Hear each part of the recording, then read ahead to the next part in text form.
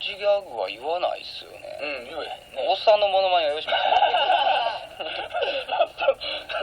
モノマネようすんな。おっさんのマネとか好きですけどね。今日ここ来る前マルとスバルと3人飯食いに行ってんな。はい。そうパスタ食べに行って小綺麗なとこにね、ちょっと。そうほんま。ほんでちょっと仕事終わりでテンションも高かったやんか。